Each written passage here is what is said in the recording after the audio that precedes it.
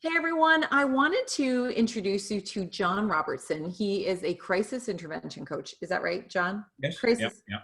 That's crisis great. Thank intervention you. coach. Don't we all need a little bit of that kind of coaching? We were just having a really robust conversation about all of the people in behind the scenes who are supporting our first responders, essential services, who are keeping our organizations running. And you know who you are. You're middle managers, you're the heads of HR, organizational development, procurement, and we want to make sure you are supported too. Nobody's got posters and signs on the street thanking you. And we need to appreciate the people out there in the front line for sure, not minimizing that. And I know that John has a lot of really valuable insights in his from this perspective of the work that he does about what all of the people like you who are behind the scenes supporting people to do this important work, what would be really helpful. John, what do you think is most necessary for people to be able to keep going and support everyone who is leading the charge in our pandemic?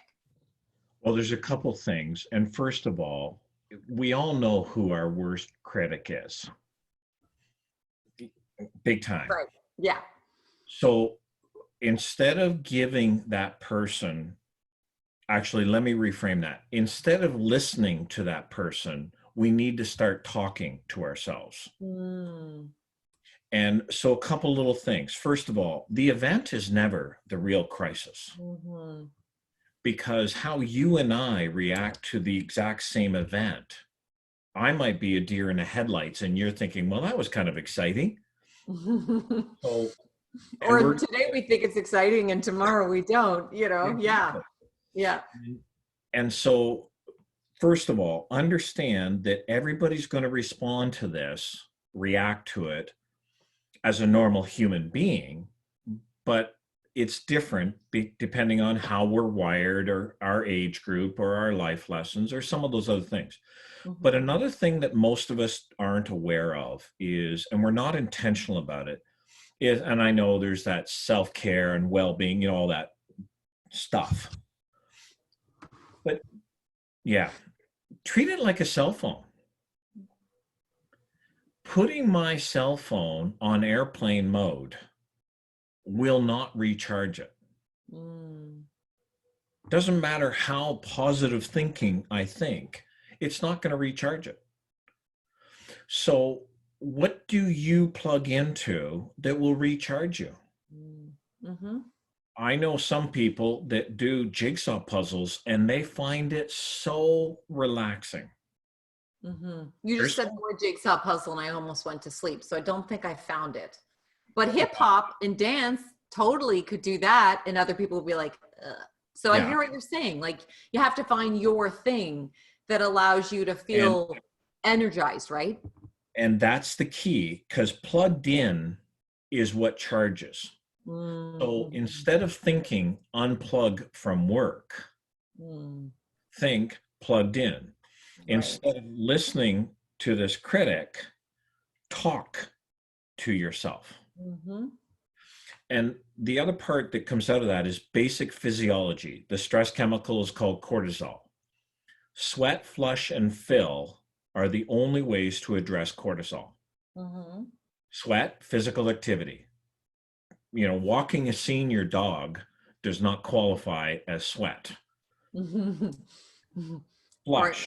or you're like senior husband. No, I should. Oh, that was It terrible would joke. just, Sorry. Don't tell my husband I made a joke. Yeah. Yeah. and Now I hear and what you're saying. You got to get the blood pumping. You got yeah, to have some sweat flush happening.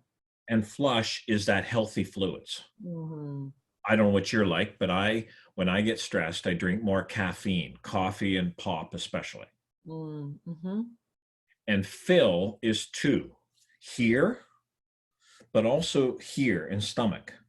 Mm-hmm. Nutritionally, we have to get that critic to stop and start talking to ourselves, just like those of us who have had young children.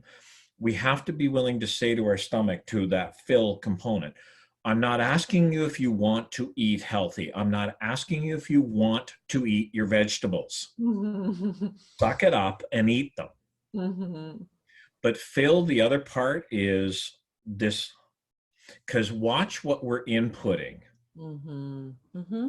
And that input will work like a virus on a computer. And the other, so just on those practical things, garbage in, garbage out. Mm-hmm.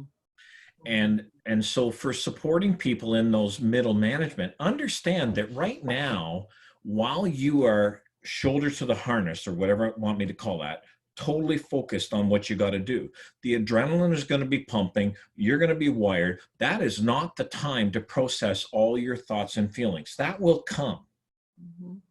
But right now, let's focus on keeping a charge in your battery so that you can stay in the game, do your job with excellence, and we can build those pieces for down the road when the adrenaline starts dropping. Right now, it's not about how your mom spanked you when you were 5. That's not important right now. And the other part is, who are those relationships that you can plug into who will charge your battery? Mm-hmm.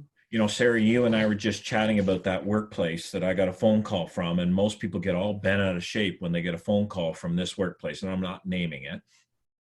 And I got this phone call and we started chatting, and she was telling me, well, there's been some discrepancies in what you've reported and what you've said. And okay.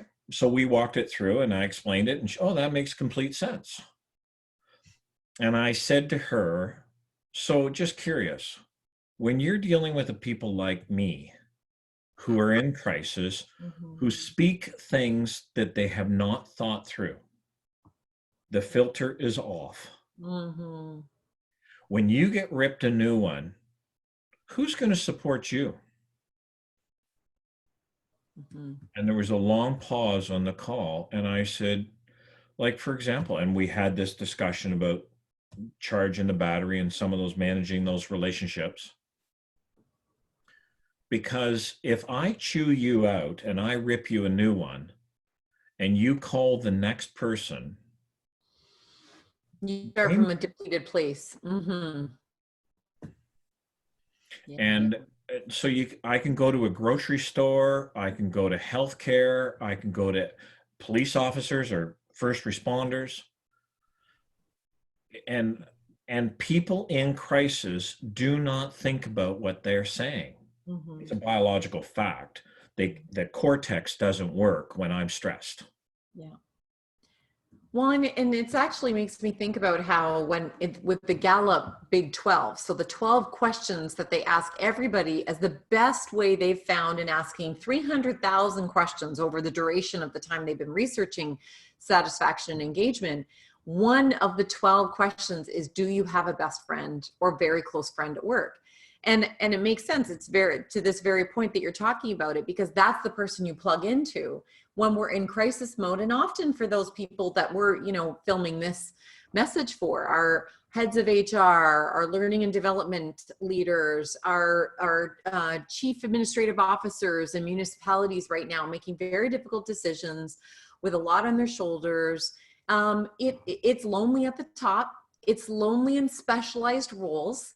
And it's particularly lonely for some of you because you are also physically distanced. So not only are you working from home, perhaps for the first time perhaps ever in your career, and on top of that, some of you don't even have that person in your home. And if you do, you might be trying to war about who gets the office. No, it's my turn to have the office. So, tensions can run high. I think what I'm hearing you say, John, is we have to be very intentional always, but more than ever in times of crisis, to find that person that you will call up and know that it is your job and your responsibility to do that, because you probably at some point won't be able to do your job to the best of your ability if you don't ask for help, or you don't, develop that relationship and that deeper sense of connection. So I really appreciate your point around plugging in, and how lucky that they phoned you versus somebody else who perhaps doesn't get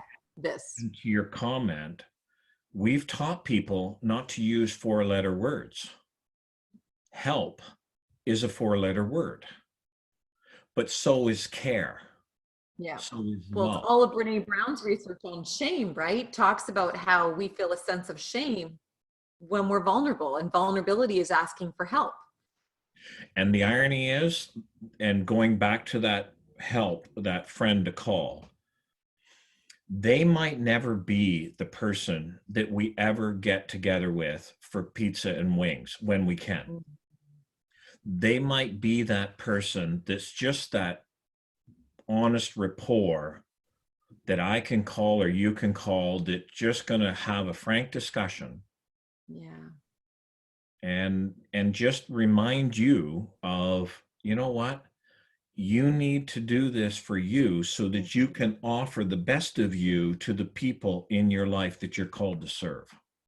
It's almost like it sort of brings me back to one of the first things that we talked about, recognition standpoint, which is if you can't recognize yourself and see your own greatness, it is virtually impossible to do that for others. It feels very inauthentic when that recognition is delivered, and it's not sustainable because we don't, it starts as an inside job. So it's interesting how there's so many parallels between what we talk about from that positive, let's create these high morale cultures that I talk about, and what you're talking about is when things fall apart, it's so many of the same things that underpin, it should be underpinning all of our work, but all the more reason we need to very intentionally set those systems up now. John, thank you so much for sharing this. We're going to make sure that we include in the blog post and the comments below how people can find you, reach out to you, because I think that they need experts, coaches like you more than ever.